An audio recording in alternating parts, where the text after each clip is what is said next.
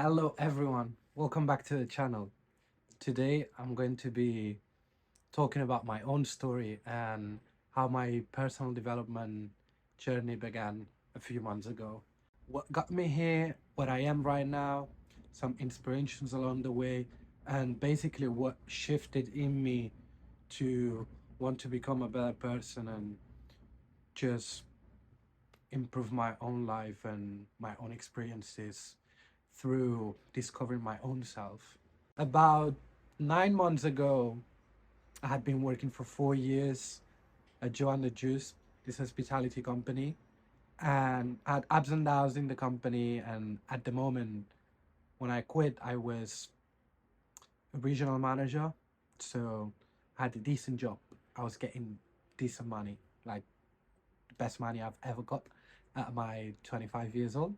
I felt something was missing. I had a period where I did feel that I just wasn't happy.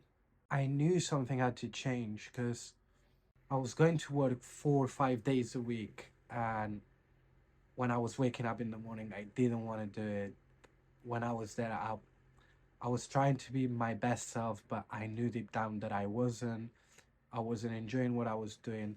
I wasn't really enjoying the people I was surrounded with.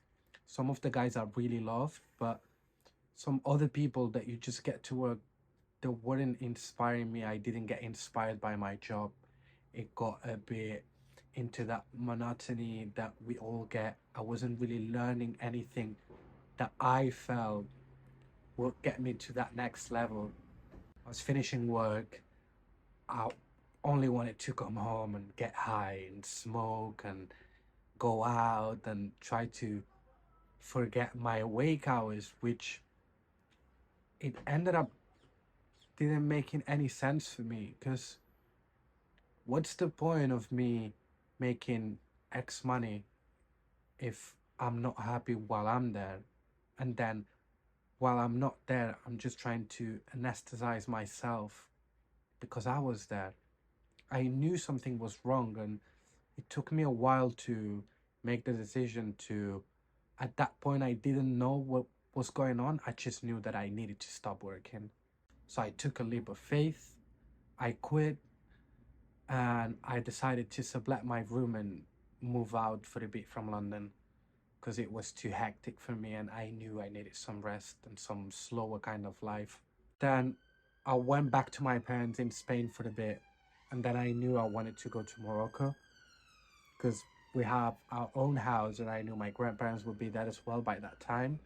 And that slower life, it's surrounded by people that they don't look at the clock. Or you go down on the street and you bump into someone, you can just talk and maybe sit down and have a coffee. That's something that in London doesn't really happen. And I knew I wanted some time for myself to get some more reading. At that time, I thought my passion was music, so to get to some more music, and especially just finding out who I am and what it is that I want from life. Fast forward in Morocco, I was hanging out with my friends, making some of that music, but I wasn't really invested. So I thought if there was something else that I was interested in, I started reading more self development books, got my hands on Atomic Habits, The Monk Who Sold His Ferrari, Think and Grow Rich, How to Win Friends and Influence People, Still Like an Artist. And some of these books, listening to podcasts, and just getting more into a type of content that it was upbringing to me, and it meant something to me. I started to realize that I really liked reading about becoming better. I really like listening to people becoming better. I remember at night when I was going back home, because I didn't go out at night, I would watch the Joe Rogan Experience, The Diary of a CEO. I would watch and listen to Gary Vee. I remember watching the Joe Rogan Experience, this guy, Chris Williamson. It was 3 hours long, like classic Joe Rogan podcast. And I started listening to it, and I got really interesting on everything this guy had to say about his own experience, about the stuff that he was into. And since then, I've been following Chris, and it's probably the podcast that I'm listening more to these days, apart from or alongside to the Alex Hermosius The Game, that just spills stuff about business, and I love how straightforward he is, no filter. There you go.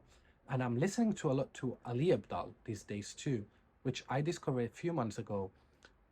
I actually discovered back home when I was back home, and I was watching productivity videos and stuff, and I was like, I've seen videos of this guy before. And then I found out that he was this really big guy, and he had a podcast too. So I started listening to it, and it's really interesting.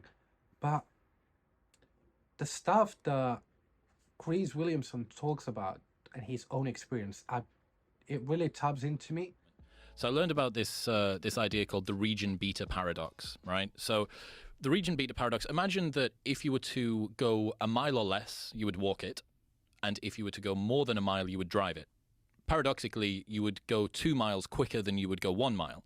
So that means that sometimes worse situations can be better than better situations.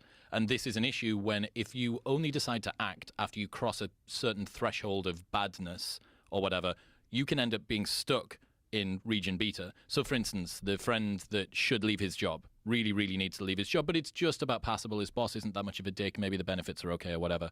Or the person that's in a relationship with someone that they really don't want to stay with, and it's not that brilliant, but it's not that bad. They don't abuse them. Everything's okay. The person that stays in an apartment that's got some mold on the ceiling, but it's not too much mold and whatever.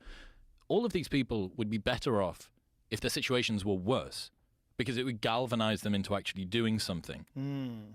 You understand what I mean? Yeah, I do. You can get stuck in this chasm of comfortable complacency that sits somewhere in the middle. If things are good, great, no problem. If things are bad, great, activation energy to go and make them good. If things are just about passable, you end up being comfortably numb. So, you know, this is the way that people are being sedated into a life that they really don't want to lead. Yeah. It's so dangerous, man. It really, really is. And I don't know what the answer is. I mean, what do you want to say? Do you want to say that you need to make your life actively worse so that you're going to be more excited, so that you're going to have the activation energy to kick yourself out at the bottom? I mean, think about the things that a lot of people do to make themselves feel better.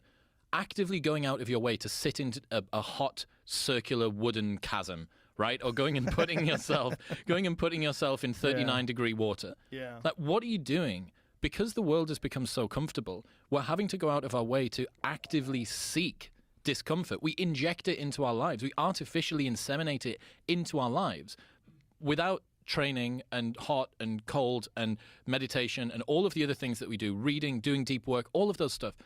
Without that, if you didn't actively go and seek it, you could easily just breeze through life, right? So I feel really identified with him.